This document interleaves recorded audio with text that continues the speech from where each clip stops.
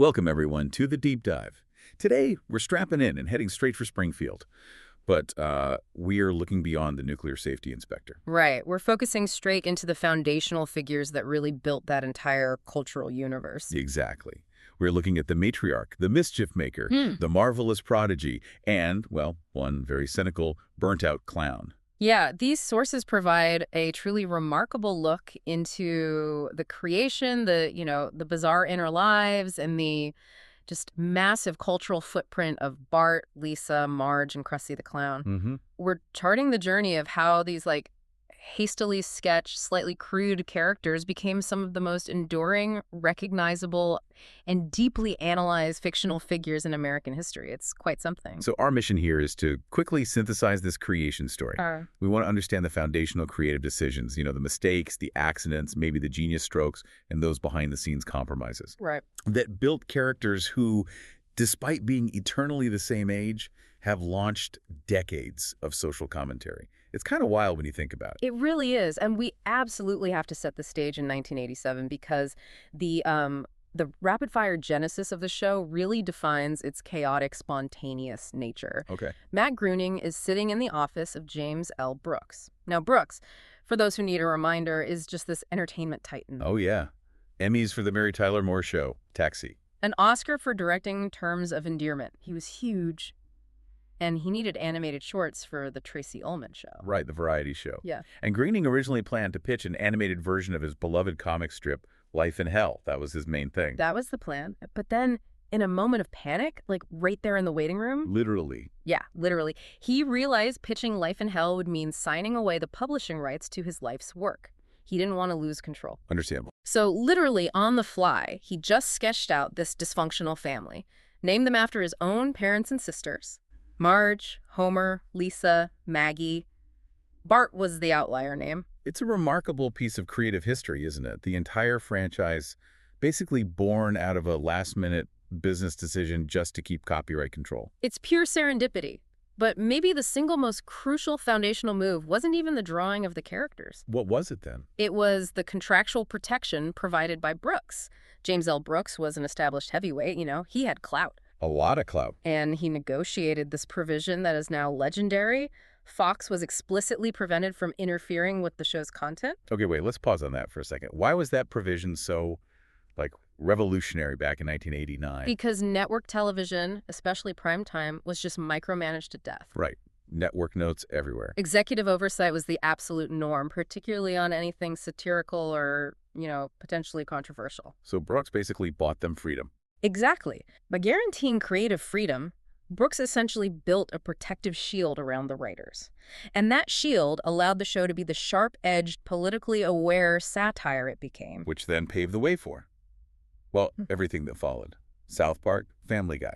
All of them. Yeah. Without that contractual promise, honestly, we likely wouldn't be sitting here talking about the show's legacy today. It was that important. Wow.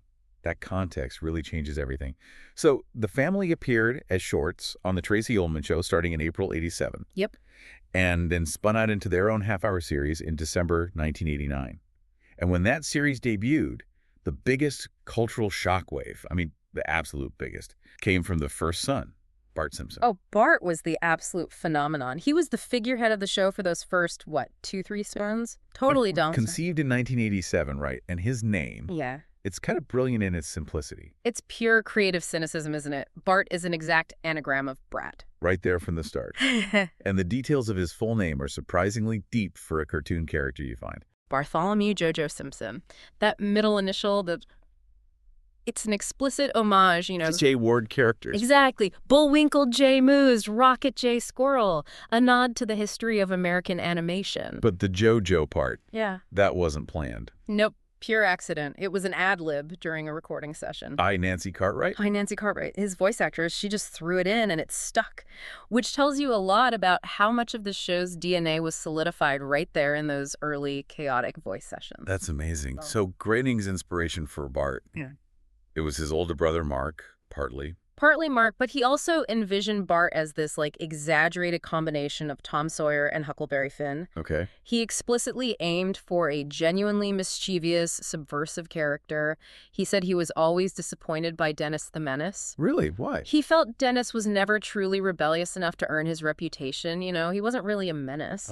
Okay, I see that. Groening wanted a character who actually dared to do what others only thought about doing. But the character's path, his whole vibe, was completely redefined by one of the most famous casting reversals in TV history. The voice swap. This is where it gets really interesting, especially for you, the listener, if you don't know the full story. Nancy Cartwright, who gives Bart that iconic sound, she originally went in to audition for Lisa. The intellectual sister. Right. But she found the character description for Lisa at the time totally unappealing. It just said something like middle child. Not much to go on. Not at all.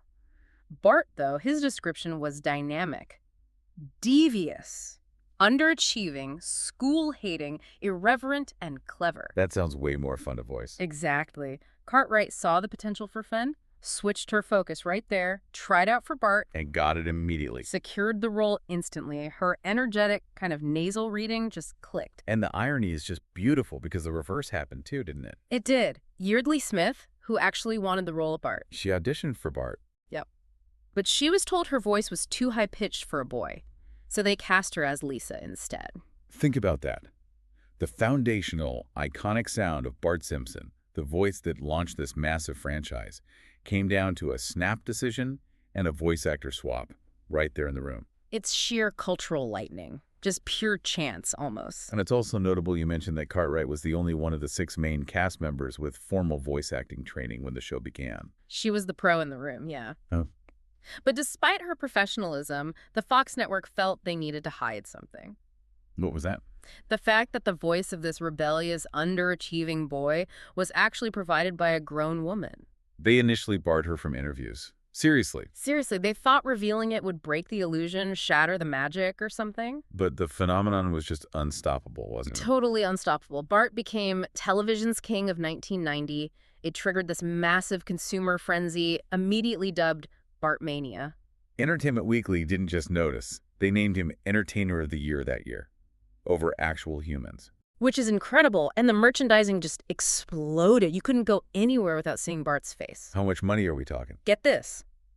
They generated $2 billion in revenue in the first 14 months alone. $2 billion. Wow. But this huge commercial success immediately collided with political and social controversy.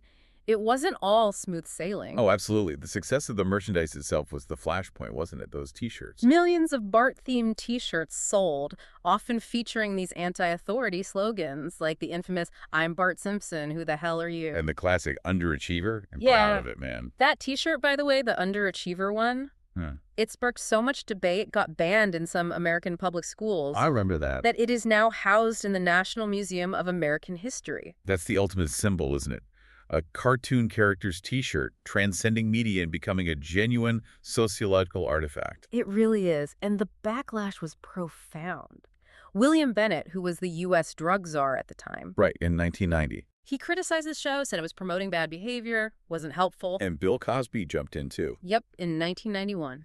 Called Bart angry, confused, frustrated. And Groening's response was perfect, wasn't it? Legendary. Because it articulated the show's core appeal. He said Bart is who others just wish they dare do.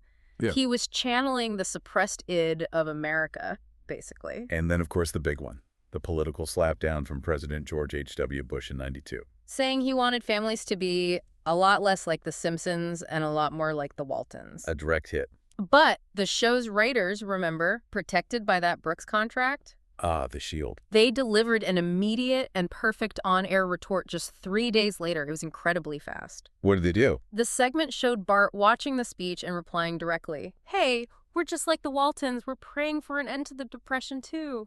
Oof. That's sharp. That speed, that topicality, that biting social awareness, it defined the show's early power and proved exactly why those content protections were so vital. Okay, before we move on from Bart, we have to touch on the hallmarks and quirks that really make him who he is, starting with those catchphrases. Oh, yeah. "Eat my shorts," a classic. But few people know where it actually came from. It was Nancy Cartwright again, right? From high school. Exactly, her high school marching band. She ad-libbed it at a table read, recalling this chant her band used to yell, "Fairmont West! Fairmont West! Eat my shorts!" Another accidental moment that just became cultural shorthand. Amazing. Totally. And "Don't have a cow, man" is similar, popularized by Bart, but it actually originated from an older British phrase, "don't have kittens." From the 50s, I think. Yeah, popular in the 1950s. And the versatile, slightly exasperated, caramba, Where'd that come from? apparently inspired by the passionate outbursts of a Portuguese flamenco dancer. Just these little bits of cultural ephemera grabbed and made iconic. We also need to bring in something else about Bart, something that adds another layer to his character, his learning difficulties. Yes, this is important for later. Bart was actually diagnosed with attention deficit disorder, ADD, in season 11. And there's also the Simpson gene, right? The hereditary Simpson gene, yeah. Established later, it's linked to the Y chromosome, affecting the males in the family, basically leading to lower intelligence and, well, poor achievement. So Bart's whole underachiever status isn't just him being lazy or rebellious. It's literally coded into him, chemically and genetically, within the show's own rules. It adds this layer of tragicomic depth to all his mischief, doesn't it? He can't entirely help it. Which feeds directly into another classic Bart element, the chalkboard gag. That opening scene, Bart writing lines, it varies every single episode. It's like a quick throwaway moment for satire. Right, political humor like the First Amendment does not cover burping. Pop culture references, I can't see dead people. Or even meta-commentary on the show itself. I am not a 32-year-old woman. A nod to Nancy Cartwright. They even used the chalkboard as an official apology platform once. Remember the New Orleans song controversy? Vaguely. What happened? In 1992, an episode called A Streetcar Named Marge had the song describing New Orleans as a home of pirates, drunks, and whores. Caused a bit of an uproar. Oh, dear. So the next episode's chalkboard gag read simply, "I will not defame New Orleans. Direct apology." Wow. Using the opening gag for damage control. And a final critical early hallmark, the prank calls. To Moe's Tavern, yeah. Bart would ask Moe's Sislack for someone with a ridiculous gag name, huge ass, alcoholic, Seymour Butts. And Moe's reaction was the whole joke. Immediate, profane, violent threats. And those reactions, they weren't just pulled out of thin air. Moe's violent temperament was inspired by something real. What? The tube bar recordings, ever hear of those? No, tell me. They were these infamous real-life prank calls made to Louis Red Deutsch, a bar owner in New Jersey back in the 70s. Highly profane, hilarious recordings circulated underground. So Red's genuine explosive anger Directly influenced how Moe would react to Bart's childish tricks. The show was pulling from this obscure underground comedy history to fuel a recurring gag. That's fascinating. The show is layering references from everywhere. So why did they eventually phase out the prank calls? They were so iconic early on. Honestly, they just ran out of steam. The writers found it harder and harder to invent new, clever gag names that hadn't been done. And the joke itself, Moe getting mad, probably got repetitive. Exactly. It became a well, they couldn't draw from endlessly without it feeling stale or predictable. Okay, makes sense. Let's pivot now from the eternal underachiever, Bart, whose struggles are both behavioral and, well, genetic, Right. to his younger sister, the intellectual powerhouse and arguably the moral center of the family, Lisa Simpson. Lisa. Yeah, at 8 years old, she carries the intellectual weight of the entire Simpson family, maybe the whole town. She's established as having an IQ of 159, right? And she's a member of Mensa. Confirmed member. She really embodies that whole prodigy curse within the world of Springfield. She's brilliant, but often isolated because of it. And she's a very specific kind of prodigy, too. Her passion is jazz. She's a real purist about it. Totally. She names Miles Davis's 1957 album, Birth of the Cool, as her personal favorite. That's deep for an 8-year-old. And she plays the baritone saxophone, which is not an easy instrument. Not at all. And she had that famous friendship with the late, great jazz musician, Bleeding Gums Murphy. Oh, bleeding gums. Yeah. Her intellect is also just completely tied up with her political identity, isn't it? Inextricably linked. Lisa is firmly established as a strong left-wing liberal. She advocates for basically every progressive cause imaginable. Universal health care, feminism, gay rights, environmentalism, the Free Tibet movement. You name it, Lisa's probably protested for it. What's really fascinating here, I think, is how the writers use that activism. It's not just like a checklist of causes they throw at her. No, it allows the show to tackle really complex political issues, but through the lens of an 8-year-old's earnest idealism. Which must have been pretty bold for a major network show in the early 90s, tackling things like environmentalism or Tibetan freedom. It was a significant statement, and it often got filtered through the comedic absurdity of Springfield, which maybe made it more palatable, but the points were still there. And this activism is one of the rare areas where the show actually allows for permanent character changes. Right. Which almost never happens on The Simpsons. That's a huge point. Lisa permanently became a vegetarian in season 7 in Lisa the Vegetarian. And that was because of Paul McCartney, wasn't it? It was famously a condition set by guest star Paul McCartney and his then-wife, Linda. They agreed to appear only if Lisa's vegetarianism stuck, becoming a permanent trait within the show's floating timeline. Wow. And she also converted to Buddhism later on. Permanently converted in season 13, yeah. Embracing the Noble Eightfold Path. The Noble Eightfold Path. Remind us what that involves. Well, essentially, it's the heart of Buddhist practice. It offers a systematic way to end suffering and achieve self-awakening.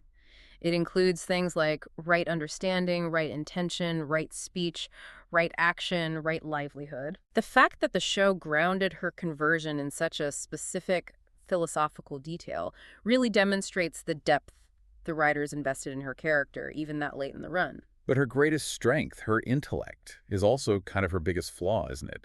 That prodigy curse you mentioned. Definitely. Lisa often feels like a total misfit in Springfield.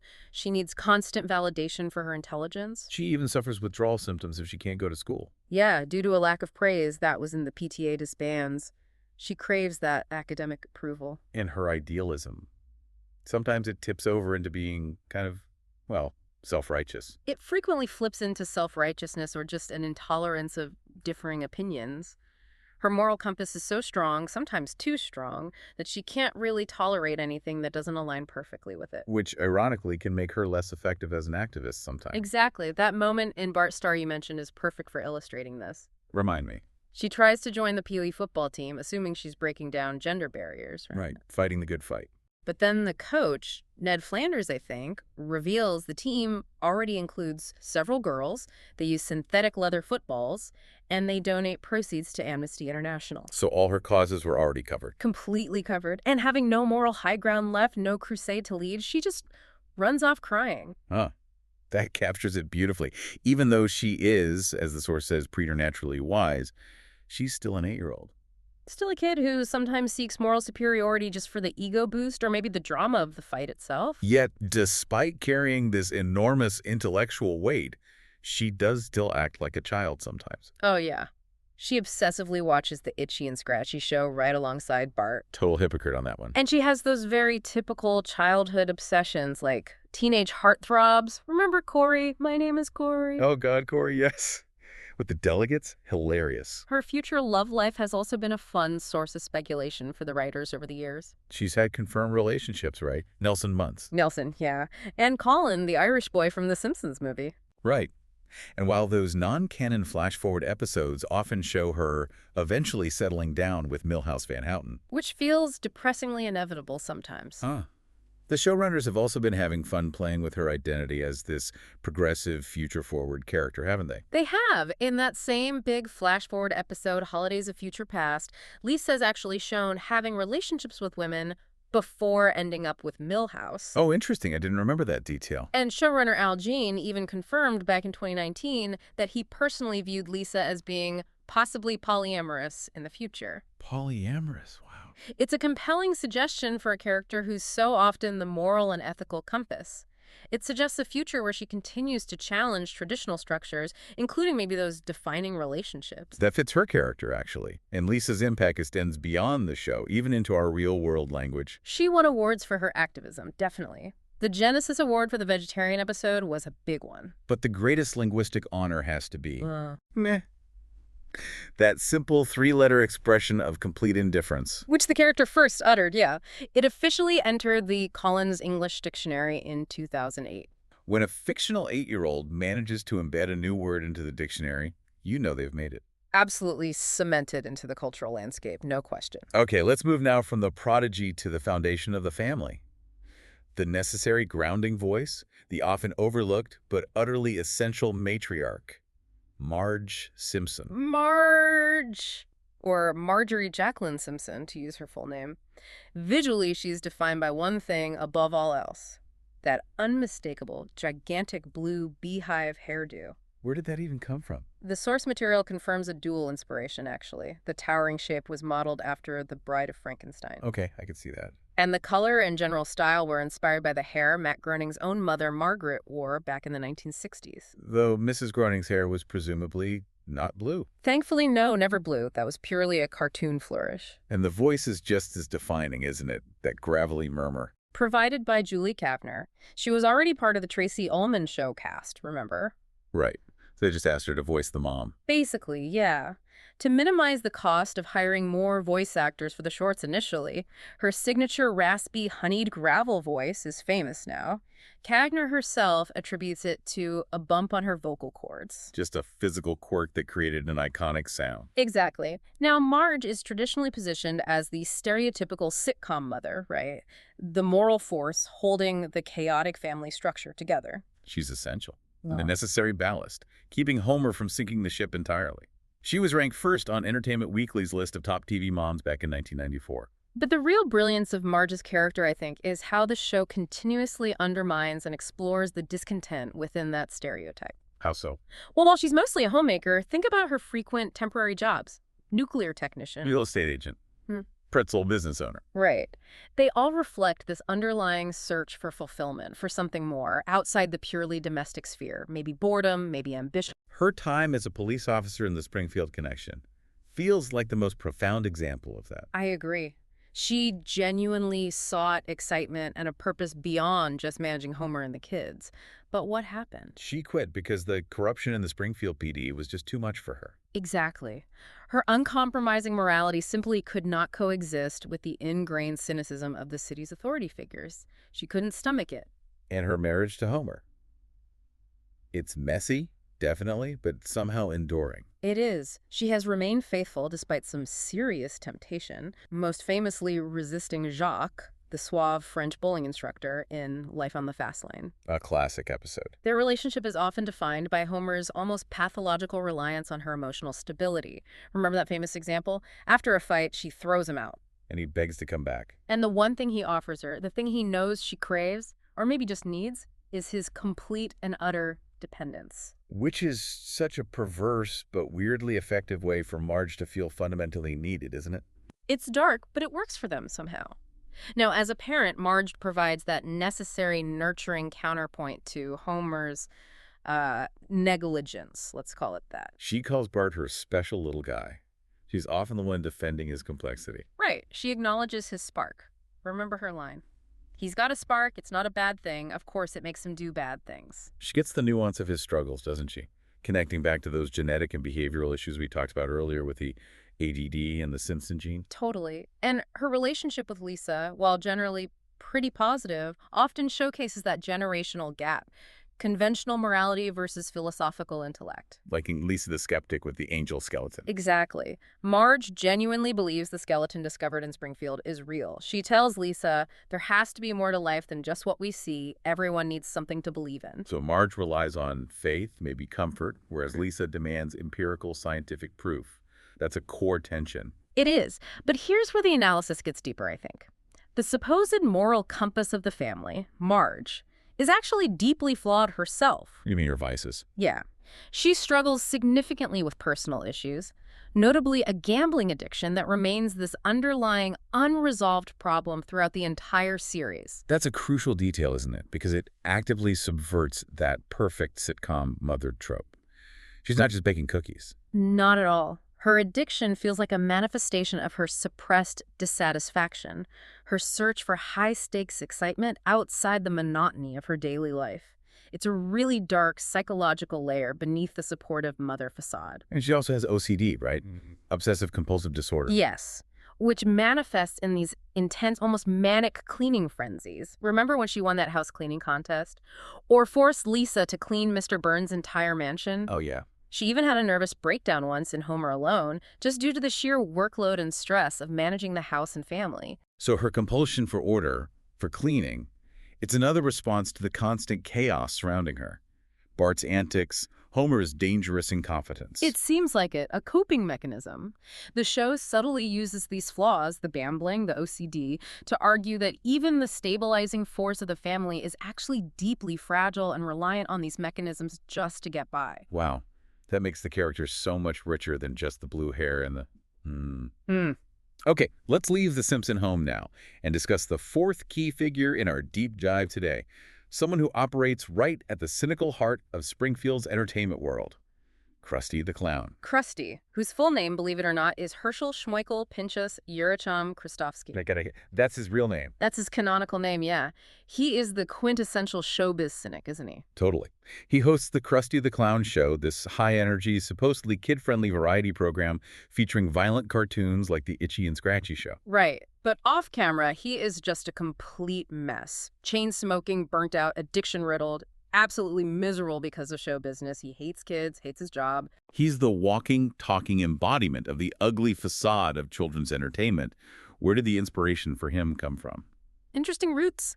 He was partially inspired by a real-life Portland TV clown named Rusty Nails. Rusty Nails, that's kind of creepy. Matt Groening admitted that name actually scared him when he was a child, so that stuck with him. And the voice, that famous raspy laugh. Provided by Dan Castellaneta, who also voices Homer, of course. He based Krusty's sound on Bob Bell. Who was? The man who portrayed Chicago's Bozo the Clown on WGN for over 2 decades. Bell was famous for his gravelly, weary-sounding voice.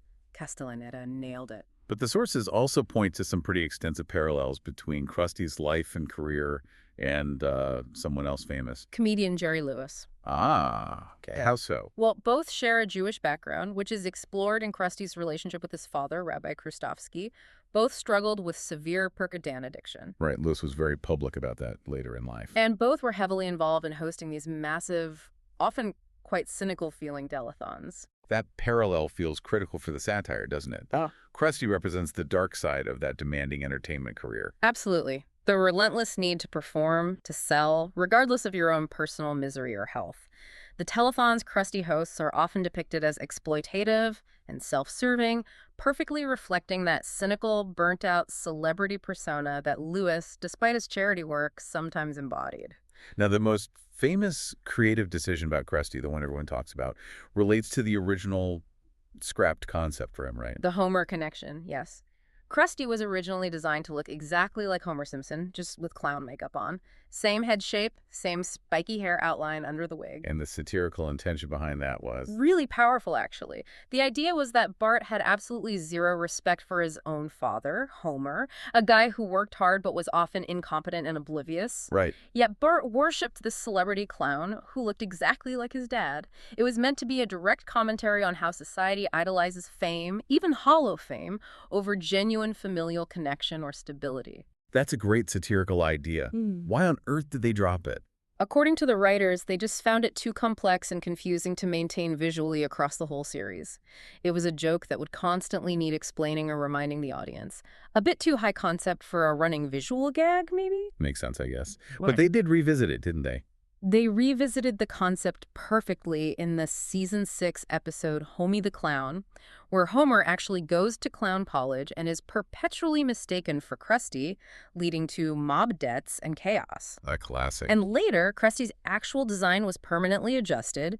They gave him a slightly different shaped mouth muzzle, those permanent bags under his eyes, just subtle tweaks to distinguish him visually from Homer a bit more. Looking at Krusty's career history within the show is like a microcosm of the degradation of American media, isn't it? It really is. They show clips sometimes. Like in 1961, the Krusty the Clown Show was apparently a serious black and white talk show. Krusty interviewed figures like the AFL-CIO president, George Meany. Seriously, Krusty doing serious interviews. Apparently. Yeah. Then, by 1963, they show him interviewing the famous American poet Robert Frost.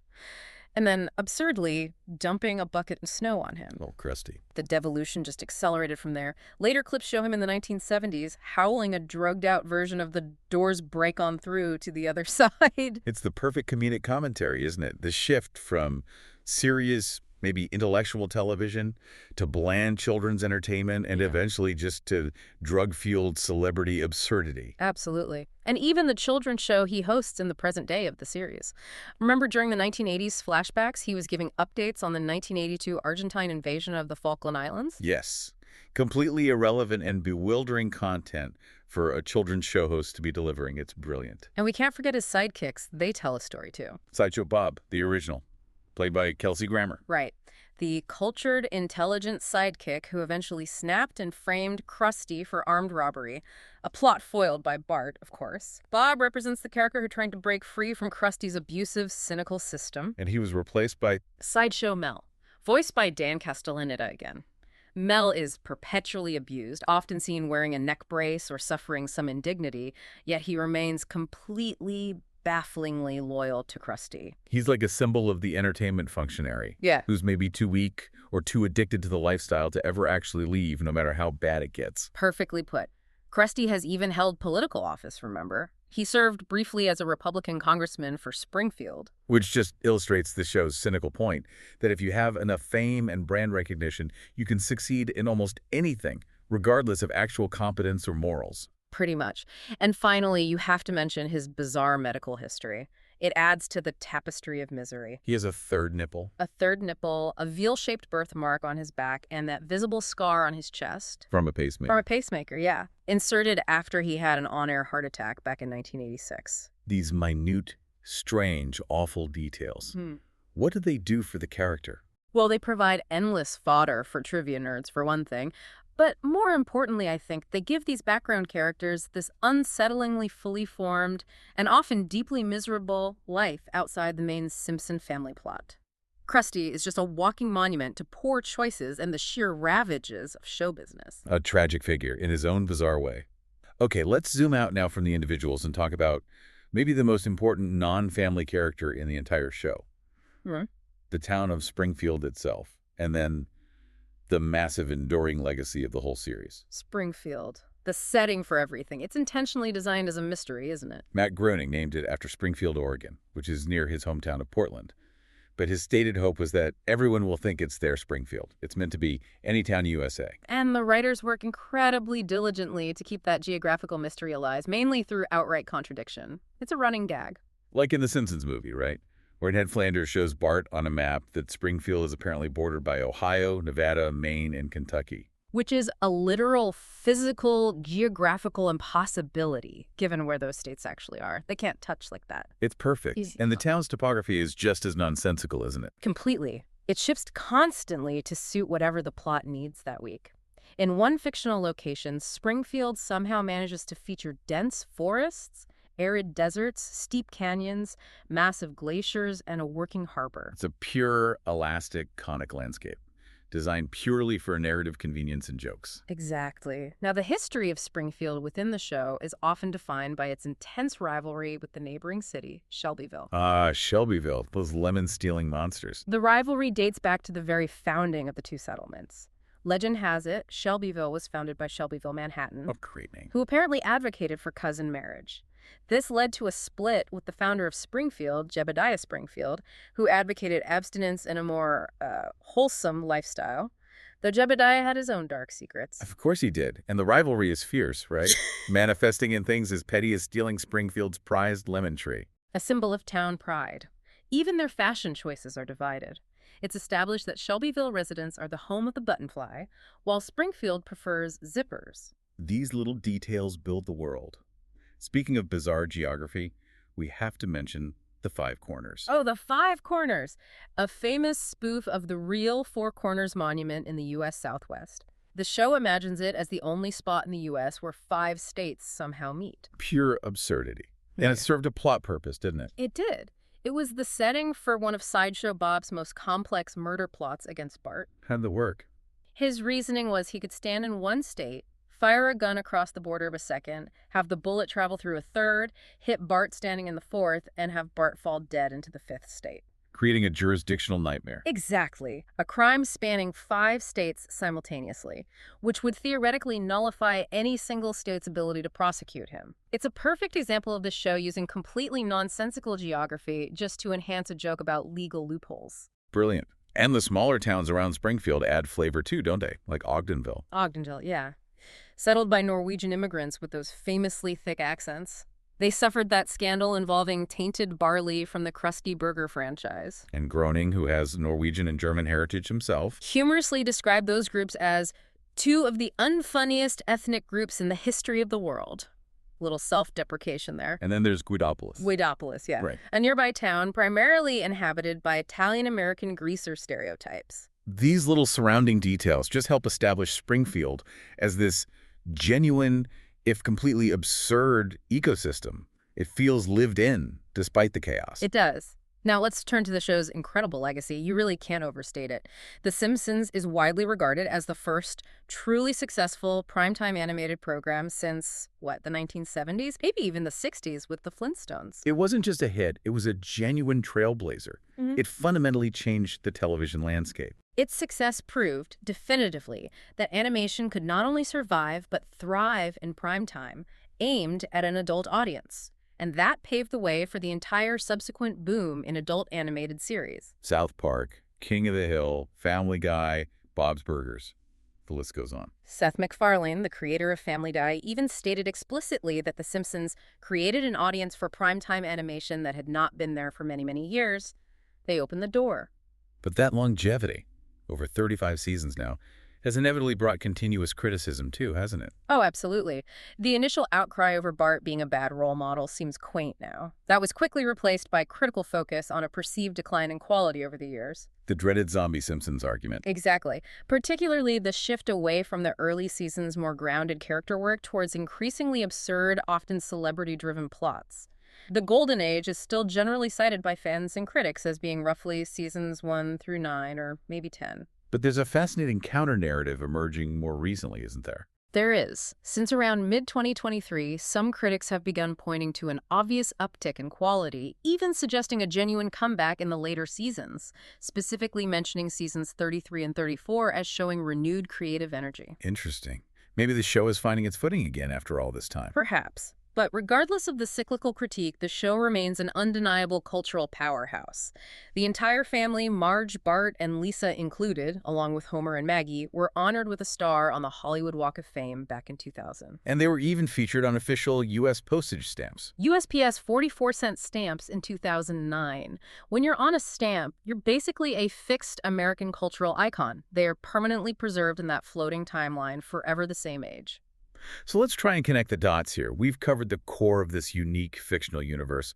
We have Bart, the anagram of brat, whose accidental voice defined him, becoming this cultural rebel whose behavioral issues and maybe even genetic limitations fuel his constant mischief. Right.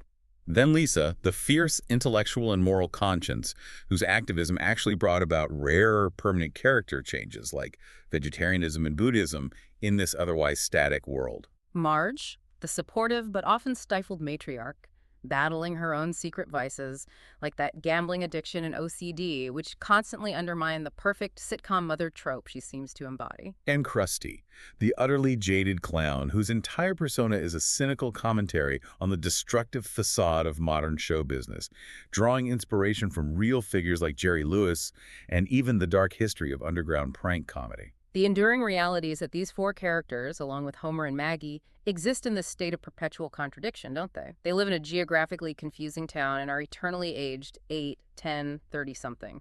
And their defining traits, as we've seen, were often born from creative compromises, accidental voice casting choices, lucky ad-libs, and the creator's deep-seated desire to use comedy as a vehicle for profound social and political commentary. All protected, crucially, by that foundational James L. Brooks contract that gave them the freedom to do it. Exactly. Now, we established earlier that Bart was diagnosed with attention deficit disorder in season 11. Right, and that the Simpson gene ensures the male line often struggles intellectually while the female line seems to avoid it. We see that spark of genius primarily confined to Lisa and the main family, so it raises a kind of profound question about the whole family dynamic, doesn't it? What's the question? Well, if the chaotic energy, maybe even the chaotic genius of the entire Simpson family structure relies so heavily on Bart's specific mischievous energy, his underachieving drive, channeled into this nihilistic, yet often weirdly heroic force for change, what happens when Bart eventually grows up?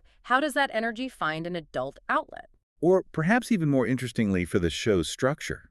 What happens to Springfield itself, the town perpetually stuck in its own repetitive loop, when the eternal underachiever, Bart, eventually achieves something lasting? When that spark of defiance actually leads to real, meaningful change outside of just a temporary prank or a quick gag. That's something for you, the listener, to maybe mull over next time you hear a simple doe or that iconic, slightly nasal, defiant cry of, "Eat my shorts."